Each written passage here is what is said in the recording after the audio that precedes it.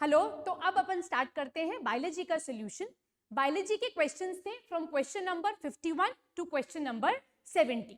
तो स्टार्ट करते हैं क्वेश्चन नंबर 51 के साथ। So the question says the powerhouse of the cell is, और ऑप्शंस थे plastid, lysosome, Golgi apparatus and mitochondria. तो हम सब ये जानते हैं कि जो प्लास्टिड होता है बेसिकली वो हेल्प करता है in the process of photosynthesis. तो प्लास्टिड हमारा आंसर नहीं होगा। लाइसोसोम जो होता है this is basically the suicidal bag of the cell. ये क्या करता है, अगर कोई फॉरेन सब्सटेंस सेल के अंदर आ जाता है तो उसका फैगोसाइटोसिस कर लेता है, तो लाइसोसोम भी आंसर नहीं होगा। गोल्जी एपरेटस जो होता है this is basically responsible for packaging. ये क्या करेगा, एंडोप्लाज्मिक रेटिकुलम से जो सामान आता है उसकी पैकेजिंग करता है। तो हमारा राइट आंसर क्या होगा, mitochondria. Mitochondria very commonly is also called as the powerhouse of the cell. Why? Because ये एटीपी का जनरेशन करता है। तो यहां पर हमारा राइट आंसर होगा ऑप्शन 4। आगे चलते हैं। AIDS disease is caused by, AIDS disease जो होती है जिसमें ह्यूमन बींग्स की इम्यूनिटी बहुत लो हो जाती है, that disease is caused by virus, protozoa, fungi और बैक्टीरिया। तो बच्चों ये बिल्कुल ही डायरेक्ट क्वेश्चन है कि एड्स का पॉजिटिव ऑर्गेनिज्म कौन है, वायरस है, बैक्टीरिया है, प्रोटोजोआ है या फंजाई है। तो हम सब ये जानते हैं that adds is caused bye a virus और उसका नाम है HIV।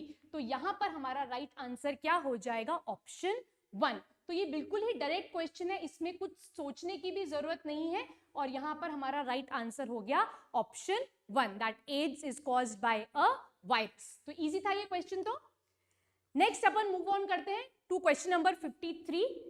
This question says which plant group is called naked seed plants. मतलब क्वेश्चन बोल रहा है कि इन चारों ऑप्शन में से ऐसा प्लांट आपको चूज करना है जो कि नेकेड सीड को बियर करता है। अब यहाँ पर नेकेड सीड का मतलब ऐसे प्लांट्स जो कि फ्रूट का फॉर्मेशन नहीं करते हैं, वो हमें चूज करना है।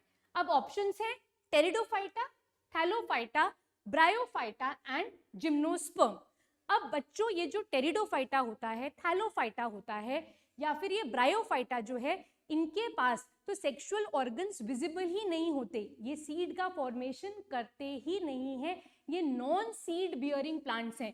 तो फिर इसमें नेकेड और नॉन नेकेड का तो कोई मतलब निकलता ही नहीं है। तो स्ट्रेट फॉरवर्ड ये तीन ऑप्शंस हमारे यहाँ पर कट हो जाते हैं। टेरिडोफाइटा, थैलोफाइटा, ब्रायोफाइटा ये प्रिमिटिव प्लांट्स होते हैं और ये सीड्स बियर करते ही नहीं है। तो यहाँ पर हमारा राइट आंसर हो जाएगा ऑप्शन 4, दैट इज जिम्नोस्पर्म।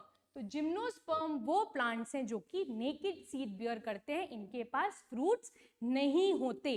तो अगर आपने एनसीईआरटी को अच्छे से पढ़ रखा है तो ये क्वेश्चन बहुत इजी है, क्योंकि एनसीईआरटी में क्लियरली ये लाइन लिखी हुई है। तो ये क्वेश्चन भी इजी था। ओके, अब आते हैं क्वेश्चन नंबर 54 पे। The amount of nitrogen gas in atmosphere is. अब मेरे हिसाब से इससे इजी और इससे डायरेक्ट क्वेश्चन बायोलॉजी में नहीं पूछ सकते हैं। क्वेश्चन क्या कह रहा है कि हमारे एटमॉस्फेयर में नाइट्रोजन गैस का परसेंटेज क्या है। तो हम सब ये जानते हैं कि nitrogen gas most abundant gas है हमारे एटमॉस्फेयर में और उसकी क्वांटिटी कितनी है, द क्वांटिटी इज 78%। तो ये डायरेक्ट है। इसके बाद सबसे अबंडेंट गैस जो है वो है ऑक्सीजन और उसके बाद आती हैं ये कार्बन डाइऑक्साइड, हीलियम, आर्गन, ये सब मिक्सचर ऑफ गैसेस आती हैं। बट एटमॉस्फेयर में मैक्सिमम कॉम्पोजिशन जिस गैस का है वो है बच्चों नाइट्रोजन। तो यहां पर हमारा राइट आंसर हो जाएगा ऑप्शन 2। तो ये क्वेश्चन बहुत इजी था। तो बायोलॉजी अभी तक तो मेरे हिसाब से बहुत इजी आई है। Okay, the breakdown of glucose to form pyruvate takes place in. Question कह रहा है कि रेस्पिरेशन का वो प्रोसेस जिसमें ग्लूकोज का ब्रेकडाउन हो जाता है पायरुवेट में, वो कहां पर हो रहा है, उसकी साइट पूछी जा रही है। तो सबसे पहले इसको थोड़ा सा समझते हैं और फिर इसके आंसर को टिक करते हैं। ये जो प्रोसेस है जिसमें ग्लूकोज कन्वर्ट हो रहा है पायरुवेट में, this process is called as glycolysis. इस प्रोसेस को हम बोलते हैं ग्लाइकोलाइसिस। और बच्चों यहां पर एक चीज आप जरूर से याद रखना, चाहे ऑर्गेनिज्म कैसा भी हो, कैसा भी हो से मेरा मतलब है, चाहे ऑर्गेनिज्म प्रोकैरियोट है, चाहे ऑर्गेनिज्म यूकैरियोट है, यूकैरियोट में भी अगर वो यूनिसेल्यूलर है या फिर वो मल्टीसेल्यूलर है, या फिर कोई ऑर्गेनिज्म एरोबिक रेस्पिरेशन कर रहा है, या फिर कोई ऑर्गेनिज्म एनएरोबिक रेस्पिरेशन कर रहा है, तो ये जो स्टेप है ना ग्लाइकोलाइसिस, ये तो यूनिफॉर्मली सब ऑर्गेनिजम्स के अंदर होगा ही। और सब ऑर्गेनिजम्स को अगर हम देखें तो सबके अंदर एक चीज कॉमन है, वो है द प्रेजेंस ऑफ साइटोप्लाज्म। चाहे ऑर्गेनिज्म प्रोकैरियोट हो चाहे वो यूकैरियोट हो, दोनों के पास बच्चों क्या होगा, साइटोप्लाज्म तो होगा ही। So the site of glycolysis और the site where glucose is broken down into pyruvate is what, cytoplasm. तो यहां पर हमारा राइट आंसर होगा ऑप्शन 2। माइटोकॉन्ड्रिया क्यों नहीं इसका आंसर होगा, ये हमारे दिमाग में आना चाहिए। माइटोकॉन्ड्रिया इसलिए नहीं होगा यहाँ पर आंसर क्योंकि mitochondria is a site of aerobic respiration and यहाँ पर जो साइकिल चलती है दैट इज क्रेब्स साइकिल। यहाँ पर चलने वाली साइकिल है क्रेब्स साइकिल, जो कि सिर्फ और सिर्फ एरोबिक रेस्पिरेशन के केस में चलेगी और वहां पर पूरा एक लंबा प्रोसेस होता है जहां पर हमें ऑक्सीजन की रिक्वायरमेंट पड़ती है। ये जो ग्लाइकोलाइसिस है ये यूनिफॉर्मली हर ऑर्गेनिज्म के केस में होता है और इसकी साइट क्या होती है, साइटोप्लाज्म। ठीक है, आगे बढ़ते हैं नेक्स्ट क्वेश्चन की तरफ, that is question number 56। The phloem in plants are responsible for. तो अब प्लांट्स के अंदर दो टाइप के कॉम्प्लेक्स टिश्यू होते हैं, एक होता है फ्लोएम और दूसरा होता है xylem. Xylem is basically responsible for the transportation of water and minerals. So plants के अंदर दो टाइप के कॉम्प्लेक्स टिश्यू हैं, एक है जाइलम और एक है फ्लोएम। तो जो जाइलम है that is responsible for the transportation of water and minerals. तो बचा फ्लोएम, और फ्लोएम का क्या काम होता है, phloem is basically responsible for the transportation of food. तो यहां पर ऑप्शन अगर हम देखें तो फर्स्ट ऑप्शन बोल रहा है transport of food, second option है ट्रांसपोर्ट ऑफ वाटर। ये जस्ट अपन ने डिस्कस किया कि ये काम है जाइलम का, तो सेकेंड ऑप्शन हमारा कट हो गया। Transport of oxygen and transport of carbon dioxide, तो प्लांट्स के पास ऐसा कोई स्पेशलाइज्ड स्ट्रक्चर प्रेजेंट नहीं होता है बच्चों जो कि गैसेस के ट्रांसपोर्टेशन में हेल्प करता है। तो यहां पर स्ट्रेट डायरेक्ट आंसर हो जाएगा option 1 that is transport of food. Move on करते हैं to the next question, that is question number 57। Which of the following is a growth inhibitory plant hormone? तो ये जो क्वेश्चन है ये कंट्रोल एंड कोऑर्डिनेशन से आया है और उसमें भी इसको पिक किया गया है control and coordination in plant से। सो प्लांट्स की ग्रोथ को कंट्रोल और कोऑर्डिनेट करने के लिए प्लांट कुछ हॉर्मोन्स प्रोड्यूस करती है। अब वो जो हॉर्मोन्स होते हैं उसमें से कुछ हॉर्मोन्स ग्रोथ के लिए रिस्पॉन्सिबल होते हैं और कुछ हॉर्मोन्स ग्रोथ को इनहिबिट करते हैं, या फिर बेटर वर्ड्स में बोले तो प्लांट को एक स्ट्रेसफुल सिचुएशन से बाहर निकालने का काम करते हैं। तो एग्जैक्टली हमसे क्वेश्चन में भी यही पूछा गया है कि ग्रोथ इनहिबिटरी प्लांट हार्मोन कौन सा है। तो एक एक ऑप्शन को देखते हैं और स्टडी करते हैं कि ये ग्रोथ को इनहिबिट करता है या ये ग्रोथ को प्रमोट करता है। तो जो साइटोकाइनिन होता है it is a growth promoter. ये प्लांट की ग्रोथ को क्या करेगा, प्लांट की ग्रोथ को ये प्रमोट करेगा। ऑक्सिन, ये तो मेन प्लांट हार्मोन है जो कि ग्रोथ को क्या करता है, प्रमोट करता है। ये वो प्लांट हार्मोन है जो अपाइकल डोमिनेंस प्रोड्यूस करता है और प्लांट की हाइट को इंक्रीज करता है। साइटोकाइनिन बेसिकली क्या करता है, प्लांट्स के अंदर क्लोरोफिल को रिटेन करता है, प्लांट को येलो होने से प्रिवेंट करता है। फिर है gibberellin. Gibberellin is also what, it is also a growth promoter. आपने अगर एनसीईआरटी पढ़ी है तो आपने foolish seedling of the rice का नाम सुना होगा कि ये क्या करता है, डॉर्फ वैरायटी की भी हाइट को इंक्रीज कर देता है। तो 1, 2 और 4 तीनों ही ऑप्शन पे जो हॉर्मोन्स दिए गए हैं वो कैसे हैं, वो ग्रोथ प्रमोटर्स हैं। तो यहां पर हमारा राइट आंसर क्या हो जाएगा, option 3 that is abscisic acid. तो यहाँ पर राइट आंसर है ऑप्शन नंबर 3। एब्सिसिक एसिड जो होता है ना बच्चों, वो प्लांट की ग्रोथ को इनहिबिट करता है, रिटार्ड करता है, एब्सिशन लेयर का फॉर्मेशन करता है, और इस एब्सिशन लेयर की वजह से प्लांट की एजिंग होती है, प्लांट में सेनेसेंस होता है। नेक्स्ट आते हैं क्वेश्चन नंबर 58 पे। Which part of the flower makes the fruit? बहुत सिंपल क्वेश्चन है, फ्लावर का ऐसा कौन सा पार्ट है जो फ्रूट का फॉर्मेशन कर रहा है? तो स्टेमन, स्टेमन क्या होता है? स्टेमन is the male reproductive part of the flower.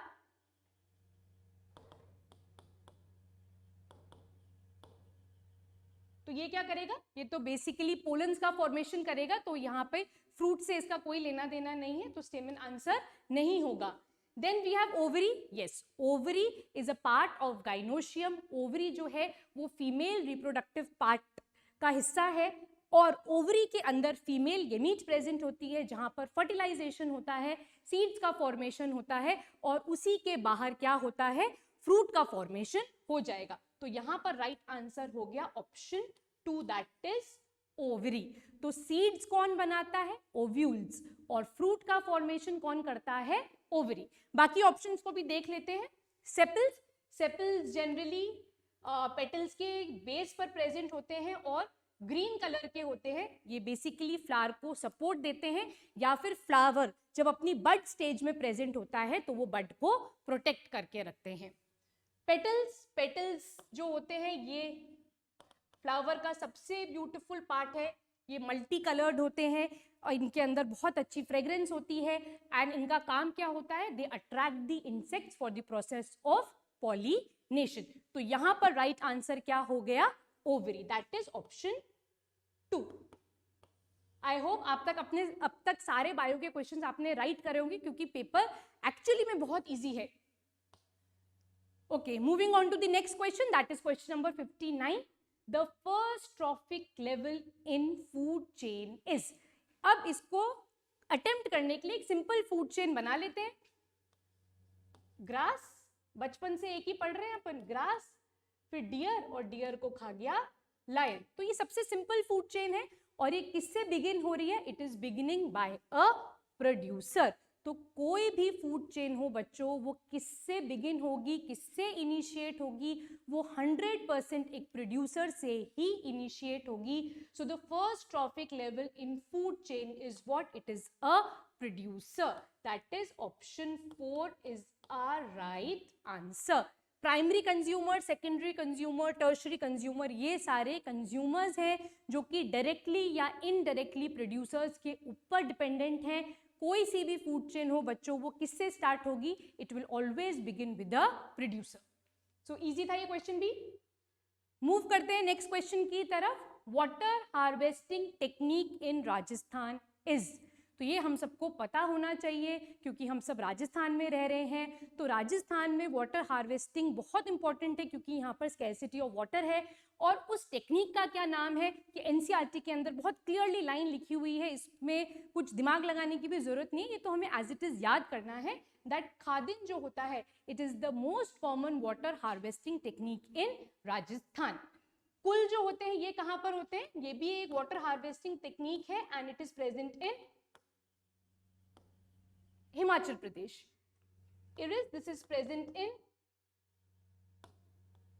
Tamil Nadu. ये सब वाटर हार्वेस्टिंग टेक्निक्स ही हैं।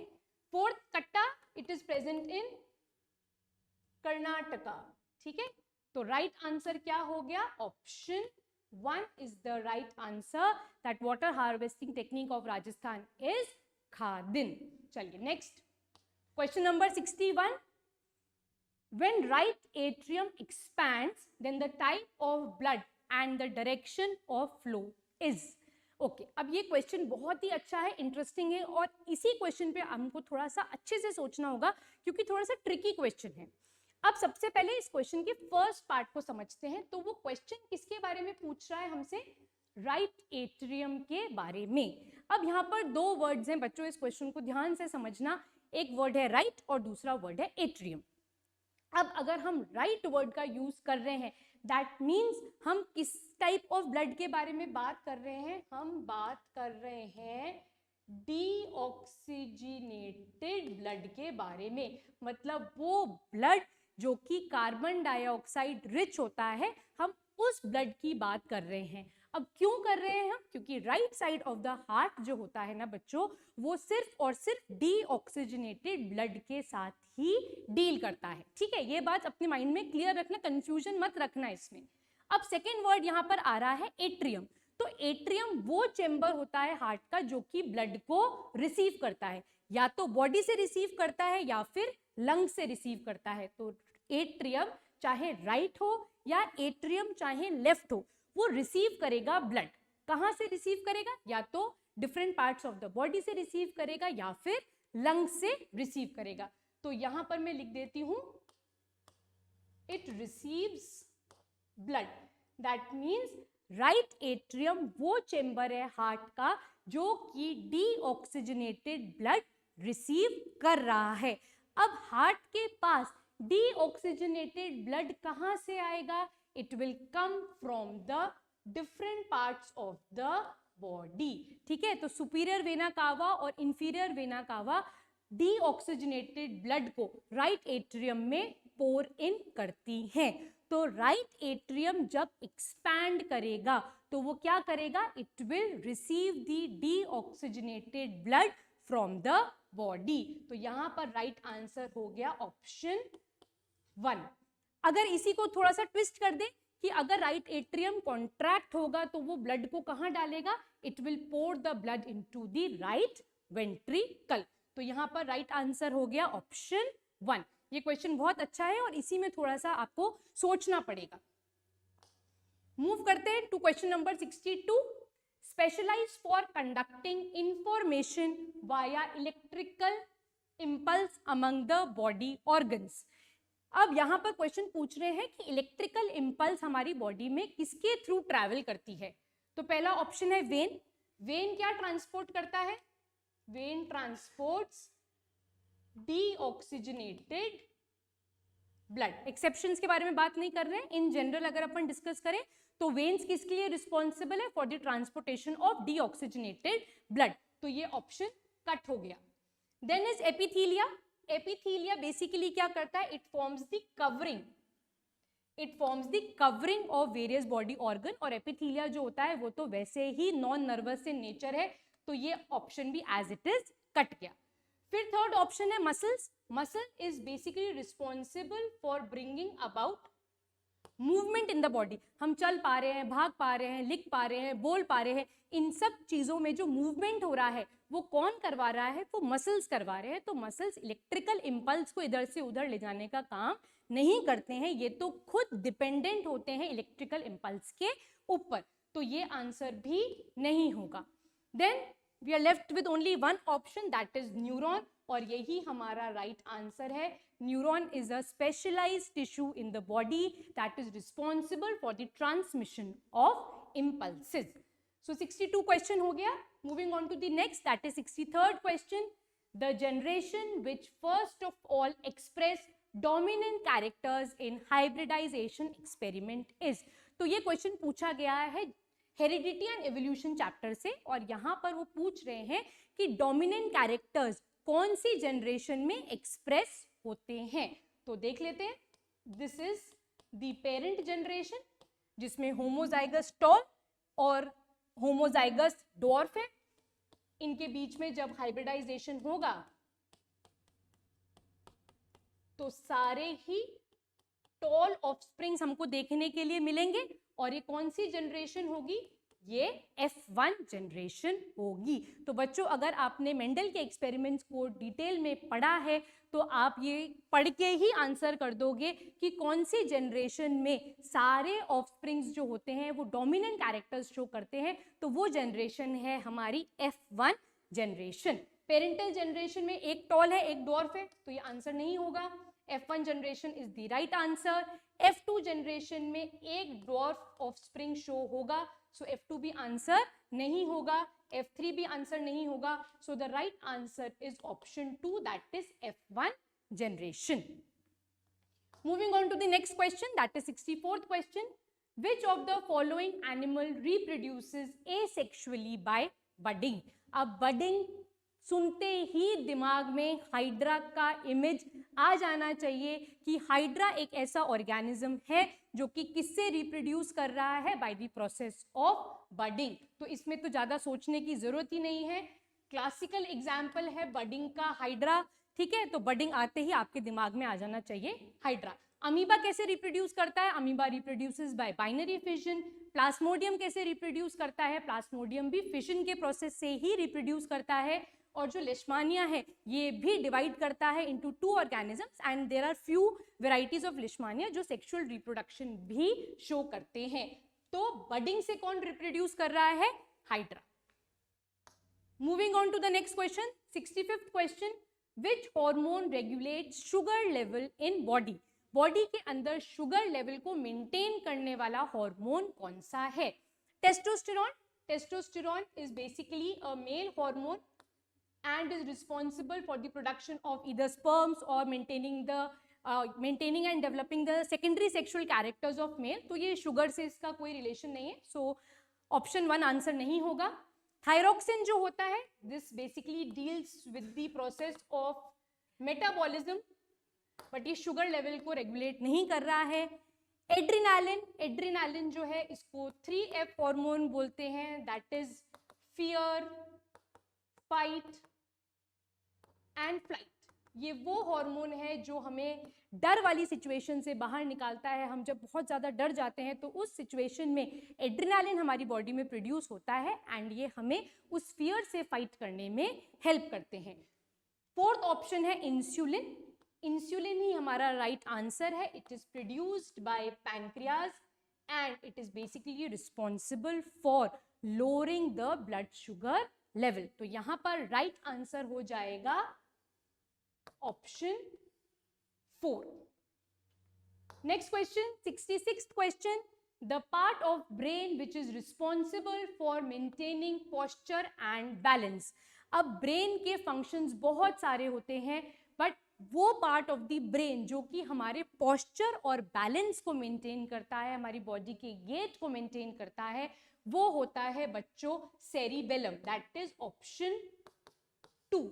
तो यहाँ पे डायरेक्ट आंसर हो जाएगा सेरिबेलम ब्रेन का वो पार्ट है जो कि हमारे बॉडी के पोस्चर को मेंटेन कर रहा है। We are able to walk straight, हम ढंग से बैठ पाते हैं, हमारी बॉडी में एक जो बैलेंस बना रहता है उसके लिए कौन रिस्पॉन्सिबल है, सेरिबेलम।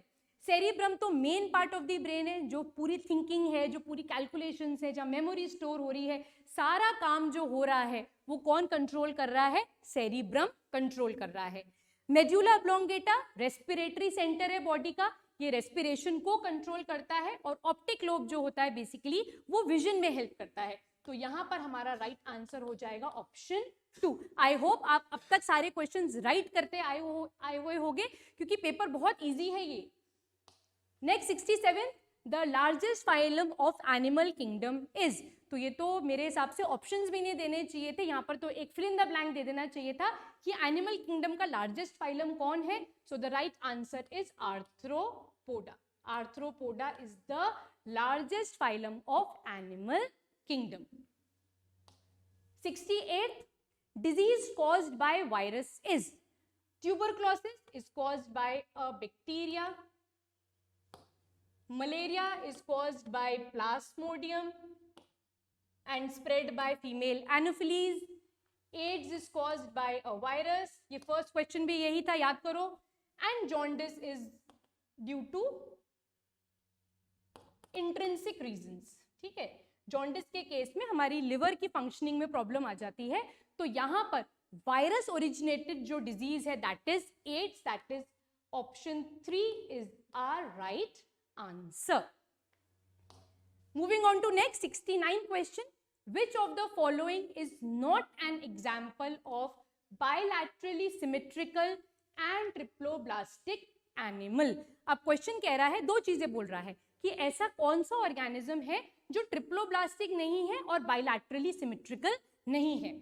तो अर्थवर्म्स जो होते हैं डेफिनेटली वो बाइलैटरली सिमेट्रिकल है, एनेलिडा फाइलम में आते हैं, और 100% ये ऑर्गेनिजम्स ट्रिप्लोब्लास्टिक हैं। प्रॉन जो है ये भी बाइलैटरली सिमेट्रिकल है और ट्रिप्लोब्लास्टिक है। स्नेल जो है ये मोलस्का में आता है, तो ये भी बाइलैटरली सिमेट्रिकल है और ट्रिप्लोब्लास्टिक है। So we are left with only one option, that is starfish.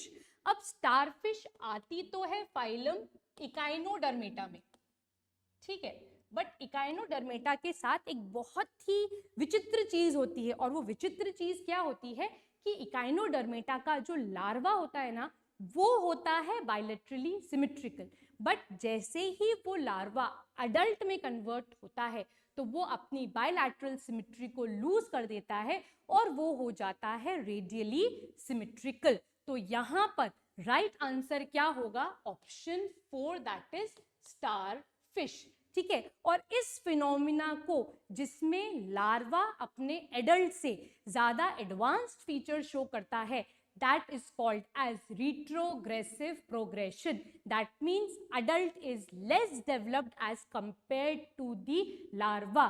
अब आप सोच के कमेंट बॉक्स सेक्शन में बताना कि ऐसा retrogressive progression का एग्जाम्पल आप और भी जानते हो क्या।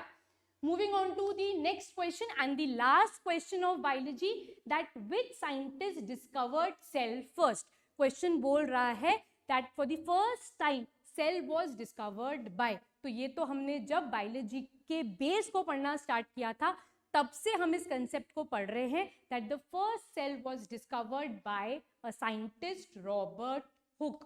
तो ये तो जैसे ए फॉर एप्पल होता है, ऑलमोस्ट वैसा ही है कि फर्स्ट सेल किसने डिस्कवर किया था? रॉबर्ट हुक ने डिस्कवर किया था। फिर रॉबर्ट ब्राउन ने क्या डिस्कवर किया? रॉबर्ट ब्राउन ने डिस्कवर किया न्यूक्लियस। शिल्डन के साथ एक और साइंटिस्ट थे, श्वान, उन्होंने क्या दी थी? शिल्डन और श्वान ने मिलकर सेल थ्योरी दी थी। और वर्चो ने क्या किया था? Expansion of cell theory. इन्होंने एक बहुत ही फेमस स्टेटमेंट बोला था that all cells arises from pre existing cells. तो Schleiden, Virchow, Robert Brown answer नहीं है, first cell was discovered by Robert Hooke. I hope आपको ये सारे सॉल्यूशंस अच्छे से समझ में आए होंगे। Thank you.